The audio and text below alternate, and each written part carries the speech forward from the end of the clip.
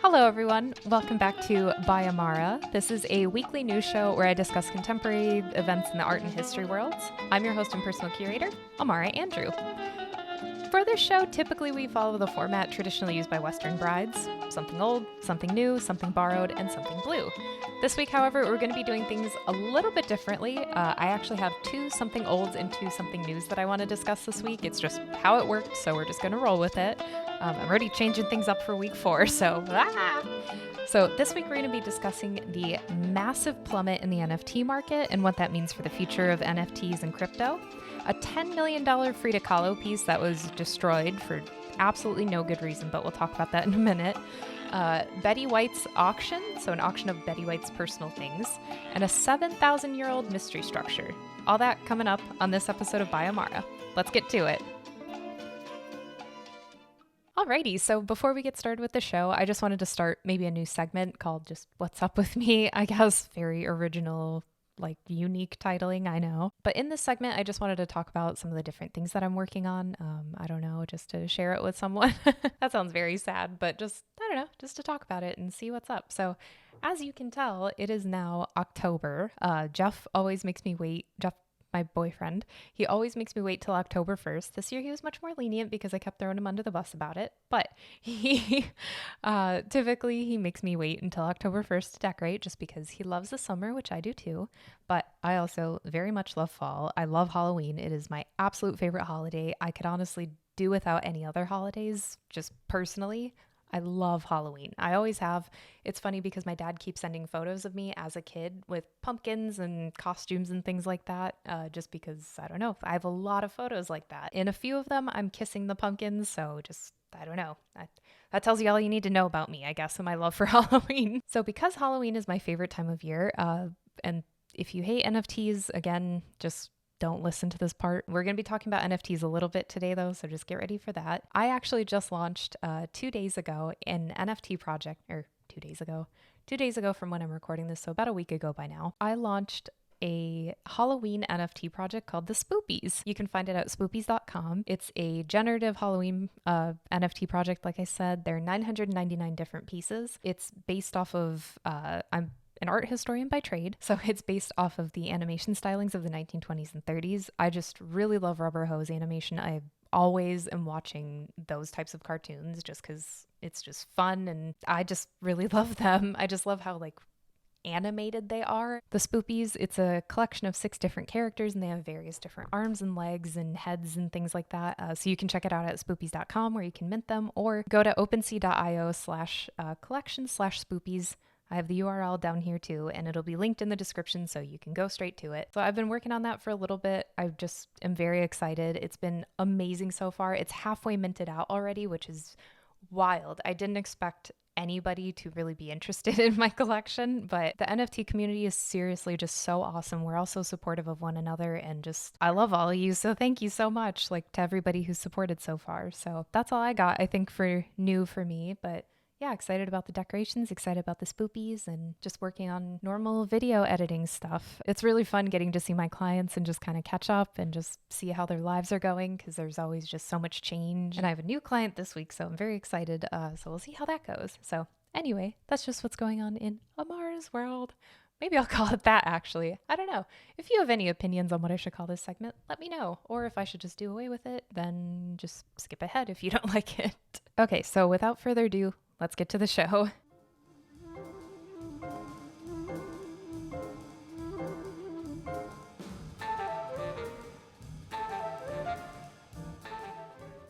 So our first something new, like I said, there are going to be 2 something news and 2 something olds. So our first something new also has to do with NFTs. 2 of our stories do the back-to-back. So if you don't give a shit, then just scroll ahead. Sorry, but this is my show and I want to talk about it. So first, we're going to be talking about the NFT market. I was blown away by this. So I've been into NFTs for a while now, mostly because of Jeff, obviously. He's been into them since I think 2019-ish or so, or maybe before that. NFTs skyrocketed during COVID and for the year afterward in 2021. But now, apparently, the volume is down 97% since January of this year, 2022. that's a lot. So in January 2022, over $17 billion was traded on the NFT market. 17 billion. That is a lot. Like that, I think that was actually one of the all-time highs for the market. However, throughout 2022, that number has been decreasing very steadily. I think it was about $400 million that was traded, or a little bit over 400 million in September. Still a lot of money, but that is a massive difference. And like I said, if you've been in the NFT space at least since like 2020 or something, like you definitely have seen this like wave and trending and everything. And NFTs are still doing pretty well, like I said, but it definitely isn't just the NFT market that's suffering. If you pay attention to economics or the markets at all of the markets, except for Boston market, don't pay attention to that one. But if you pay attention to all the markets, you'll see that everything kind of follows the same pathway and everything is trending downward. So be prepared. I've seen a lot of financial YouTubers talking about this. I don't know why I'm not giving you financial advice right now, but just be prepared. A lot of talk about another recession, possibly almost like another Great Depression sort of style of life. Anyway, I'm not giving you financial advice. I'm literally the last person that you should ever listen to for financial things, but I just wanted to talk about the NFT market. So one of the interesting things about this though is that for Ethereum, which is one of the cryptocurrencies, it was believed that once they did the merge, which was essentially ETH 2.0, that was supposed to make all transactions a lot more eco-friendly. The thought was that with the merge, ETH would skyrocket and essentially become about the same value as Bitcoin or even surpass it. That did not happen. It just stayed very much the same or maybe even a little lower or a little bit higher, but it didn't change as much as people thought. A lot of memes online about the merge and everything. So unfortunately, that did not happen. I do wonder if part of the reason why NFTs have kind of slumped down is because of all the new tax regulations and things like that. And then the government's getting involved, and that just always makes everything way more complicated than it really should be. So it could be partially that. It could also be that a bunch of people, I will not name any particular projects or people, but you know who you are, or you know who these people are if you are watching this, that just saw like a quick cash grab, like pump and dump everything, like put out a bunch of projects and promise, oh, we're going to do this, this, this, and this. And then they rug the entire community, which basically just means that they did not deliver on their promises and then got millions and millions of dollars. And then essentially were just like, bye, which is really shitty to do. And screw you if you've done that. You are a shitbag. There are going to be a lot of shitbags in this episode, so get ready. I'm on fire today. But anyway, so that could also be part of the reason if people just got burnt out on NFTs and it's like everything is just going to be like a shitty quick cash grab and people actually don't care about their communities. So that isn't all NFTs. I do want to say first and foremost, that is not every single community. You just have to be very, very careful. Do your due diligence, hang out on the Discords, talk to people on Twitter and things like that, and you can find your community. I'm part of many of them, so if you need any recommendations, hit me up.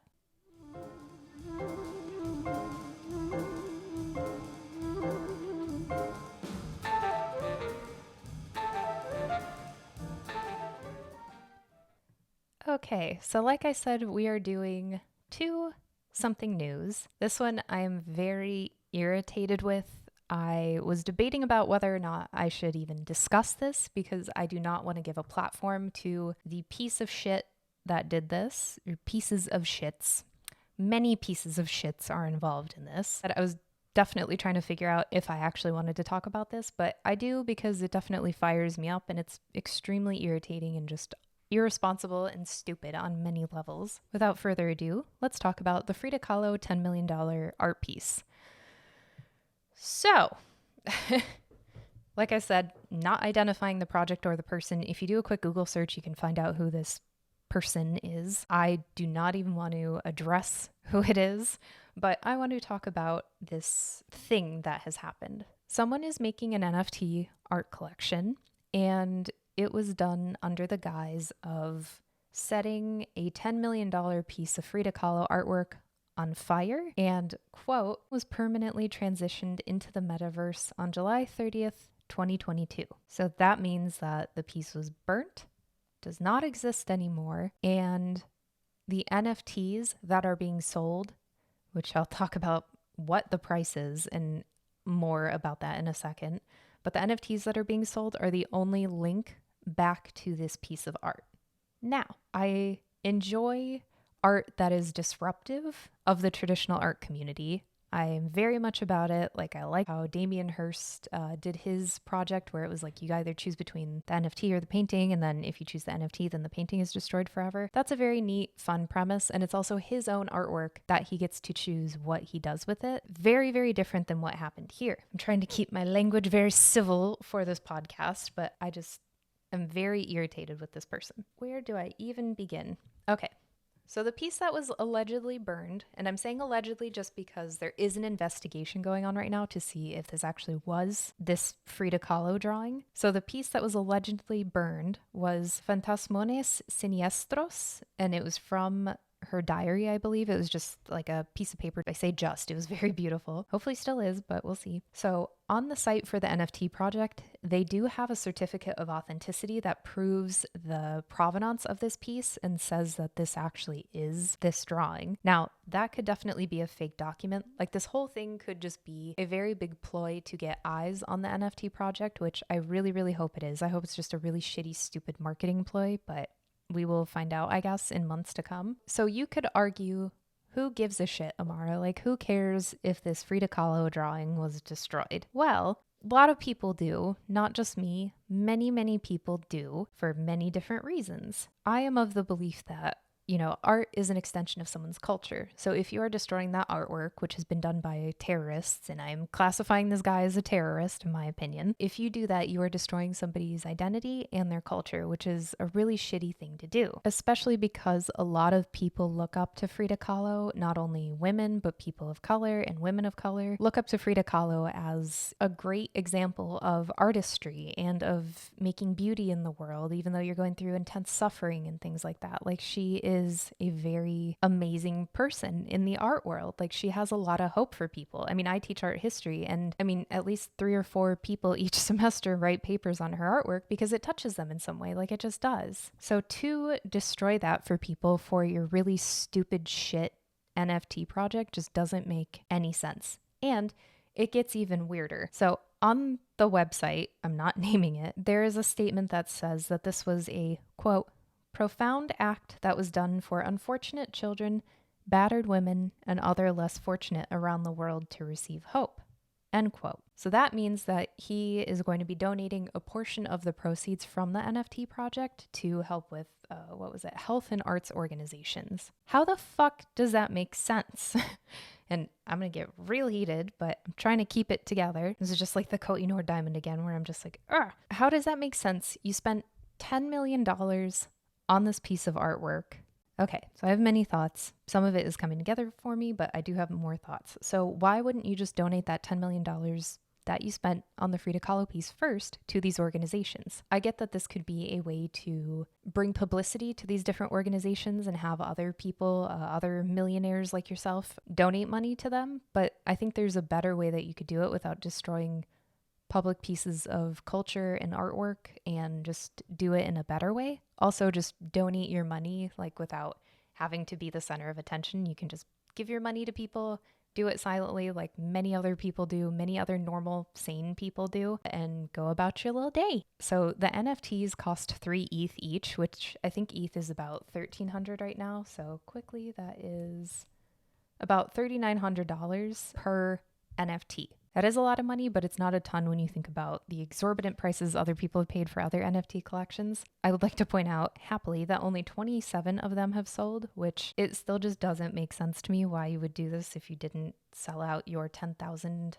NFT project. Also, the NFTs are so hideous. They don't even make sense because you don't really actually get to see the artwork either. It's just like a flash of different like lights and things like that. Like you can't really see the original artwork. So it's not like it's a very high quality copy of the piece. It just is very stupid. It's also been claimed on their website that they will help fund artistic institutions that they've personally worked with before. Many of these institutions have actually issued statements saying that they've never worked with or heard of this person before in their lives, which that's really weird. So in their statement denying any involvement with this individual, they also stated, quote, "In Mexico, the deliberate destruction of an artistic monument constitutes a crime in terms of the federal law on archaeological, artistic, and historical monuments and zones. So, this jerk off is now being investigated by Mexican officials. I don't know how this is going to go exactly because he actually incinerated this priceless piece of artwork in Miami. So, I have no idea how international law is going to work for this. Thank God I'm not a lawyer because that would be a shit show. Anyway, we will have to see where this goes. I will keep you updated. So, TLDR, I hope this guy is in jail for a very, very, very long time. Unfortunately, I feel like this will not happen. Just knowing how the legal system works, it doesn't really work, unfortunately. So, we will just have to see where this goes. Need a drink after that. And I don't even drink anymore.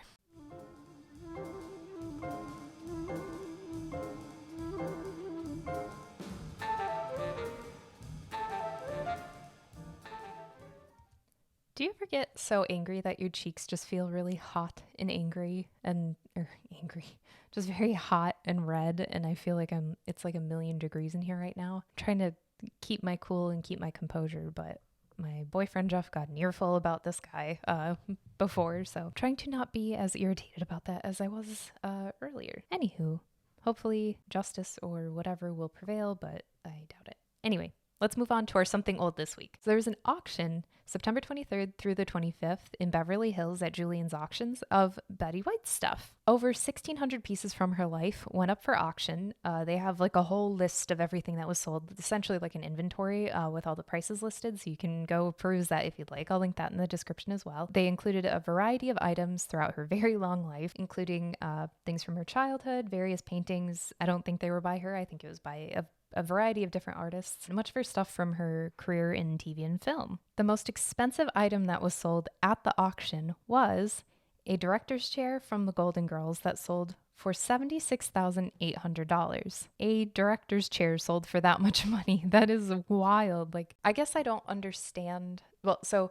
most of the items sold, from what I could see in the inventory, for about like $1,000 to $3,000 in that kind of range. So that was like the majority of it. Some things definitely were like 76,000, 20, whatever. What I don't understand is when people buy things that somebody famous used to own. I don't understand, I guess, the thought process for that. Like, it's just interesting to me because like you're buying this dead woman's stuff that she used to own.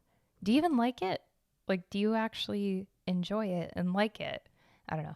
I know I'm passing judgment, but I personally think it's a really creepy kind of hobby because you're that obsessed with somebody. It's like stalker-ish. Even if you're a huge TV and film buff, I don't think I would ever want to own Cary Grant's chair or something. Like, it just doesn't have that much significance for me. I am a huge Cary Grant fan, or even Peter Lorre. If I could get something of Peter Lorre's, I don't think I would. I would think it was a little creepy for me to own it, but that's just my personal opinion. So I might even just cut this out of the podcast. We'll see if I keep it. That was the Betty White auction. That was our something old because Betty White was very old. So rest in peace, Betty White. We miss you.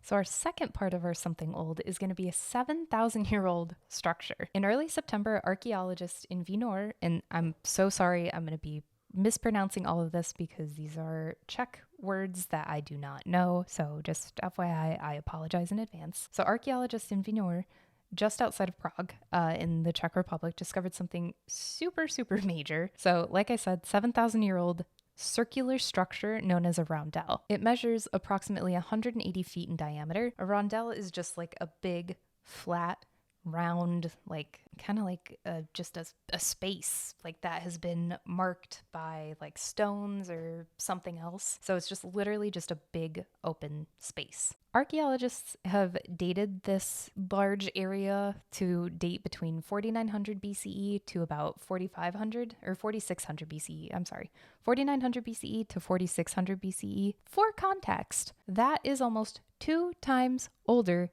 than the Great Pyramids of Giza and about 2,000 years older than Stonehenge. So this is really fucking old. Apparently, though, there are many other roundels like this in Europe. There are 35 of them alone just in the Czech Republic. So archaeologists are trying to figure out what the significance is of these because that is a very unique and kind of unusual thing to have. There are a lot of different theories One is that it was a commercial center for trading and things like that. Another suggests that it could just be a site of religious worship or ritual or something. So we'll see what the professionals can figure out and what this even means. Okay, so that'll do it for this episode. Apologies that I got very heated on our Frida Kahlo NFT thing. I just think that's so ridiculous and disrespectful, but that is my own 2 cents. Those are my own 2 cents, whatever. You know what I mean. So if you like this video, please make sure to like it. Subscribe for more episodes. I will try to keep it together in my future episodes. Go back and watch all the other ones just for some contemporary art and news and things like that. And just thanks so much for listening. Again, I'm Amara Andrew, and never stop creating.